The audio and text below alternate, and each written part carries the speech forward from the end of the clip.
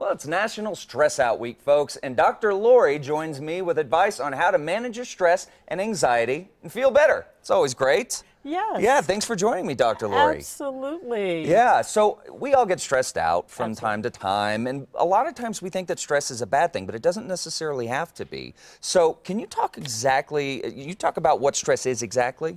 So, Chad, stress is an emotional state that we feel as a result of demanding circumstances. Okay.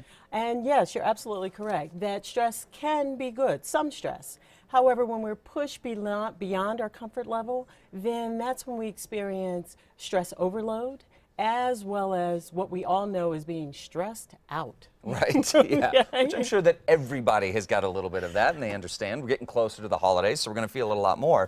So how does stress affect our minds and our bodies? Well, you know, stress sends a cascade of chemicals throughout the body. And what can happen is, as a result of that, we have digestive problems.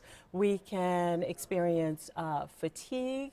It can elevate our blood pressure. We have rapid heart rates, poor sleep, irritability, and interesting enough, stress can be responsible for our inability to lose weight, which seems to be our national problem. Yes. No kidding, I didn't know that. As a matter of fact. So, but we also need to be mindful that stress, sustained stress over a long period of time can compromise our immune system, resulting in more colds, more infections, as well as some serious disorders. Wow. So we need to learn how to handle Yeah, we our need stress. to learn how to handle it for sure. Now, I mean, of course, there are endless numbers of stressors, things that cause stress in our life.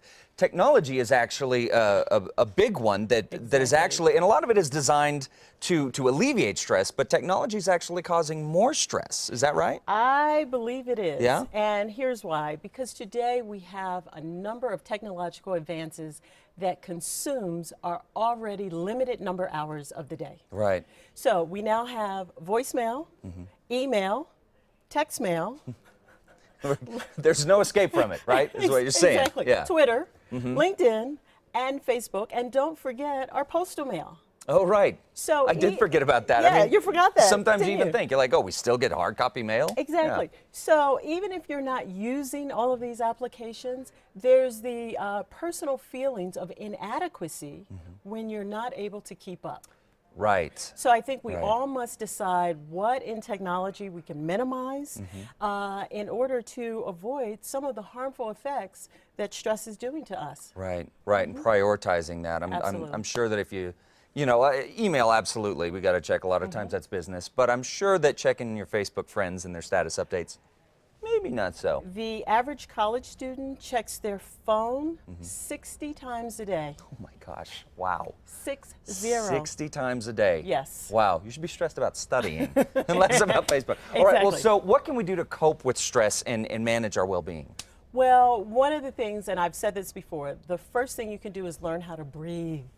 When you're stressed, you breathe from the chest, and it's shallow breathing. So what I like is for you to do deep belly breathing. And what that does is that improves your oxygen and calms down your heart rate. So that's one of the things. Daily meditation, as well as prayer. 20 minutes of silence can be a stress reliever. It can quiet the mind. Aerobic activity.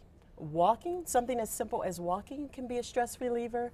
And my personal favorite is laughter. Yeah. Personal favorite. So what I suggest is that we create a laughter log of funny occurrences. Oh, very cool. That we can reflect back on. Yeah. And that in those stressful times will help to get us through. Great. Yeah. Well, so if we try all these, they're just not working for us, when should we start seeking professional help with our stress? Well, you know, Chad, stress can have significant consequences with anxiety as well as depression. So if you've attempted all of the lifestyle changes that we've talked about here today, and you are still having disruptive symptoms that are interfering with your daily living, then you must seek professional assistance with a clinical therapist, even a physician, because you may require some form of medical intervention. Okay. Yeah. And how can our viewers contact you? Because this is very important stuff. Like we said, holidays coming up. So I got a feeling your phone's going to be ringing off the hook. Well, I will tell you, at this point, at this time, I have minimized my clinical practice to focus on corporate wellness programs. Okay. So